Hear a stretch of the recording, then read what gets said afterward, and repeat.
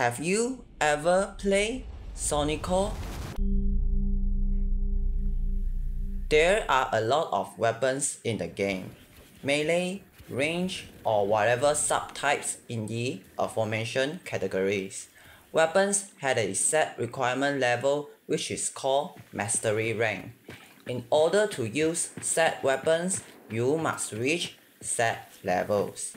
Weapons that has a higher mastery rank tends to be better than the lower ones. Example will be that mastery rank 8 weapons are bound to be weaker than mastery rank 12 weapons, for obvious reasons.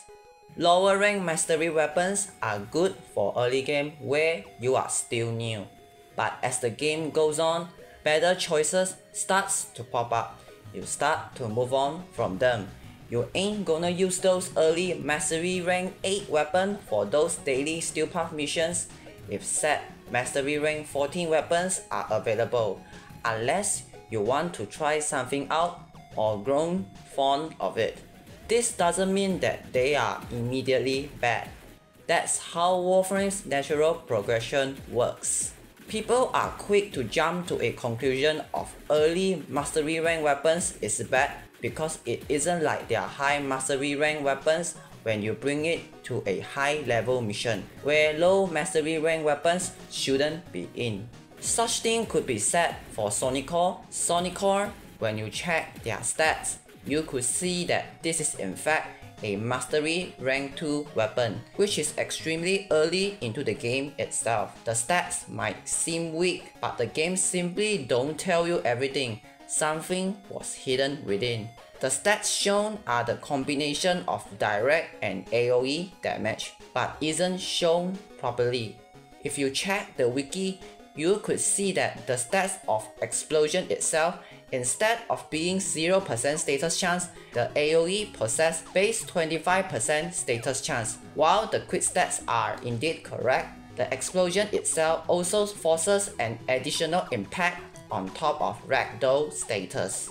Let's get to work, shall we? Since it forces impact, hemorrhage is basically a must, and inconveniently, its fire rate is well under 2.5 even after Little Torrent, which allows maximum slash conversion. While we are onto a good start, this doesn't mean that it does not come with problems.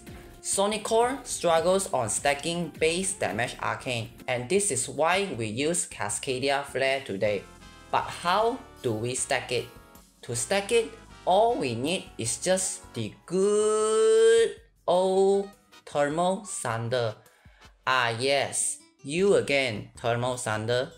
I have so many fond memories with you. Thermal Thunder basically produces hit procs like nothing, which alleviate the problem that Sonicor possesses, as now the arcane can be stacked in a very fast rate. With this out of the way, the rest is just easy fixes.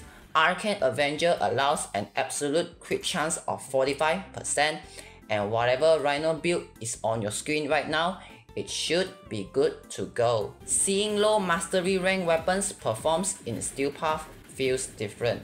It gives a dopamine hit that other high mastery rank weapons simply cannot produce. The stats that the weapon itself possesses are more than enough for it to shine when proper buffs are given. Though something like Steflos or maybe Alternox, which is the only few low mastery rank weapons that can perform in Steel Path, easily outshines it. But who cares at this point? It is such a fun weapon, and fun is the spice in the midst of mundanes. Fun is the element of motivation that keeps us moving forward, something that endears those who likes to experiment. Who could truly deny an occasional bit of fun? If you had the time, you should give this weapon a try. While yes, it requires serious investment, but the feeling of it finally becomes what it is now might worth the investment. It is not the weapon that you will bring into all kinds of missions, but who could say it is bad, right? That's all for today. If you really like what I do, Feel free to like and subscribe. Also, the Jade Shadow update is coming. I will probably post more for a short period of time to test all the new toys we will get. You can expect high amounts of video from me, but for now, I'm a dip.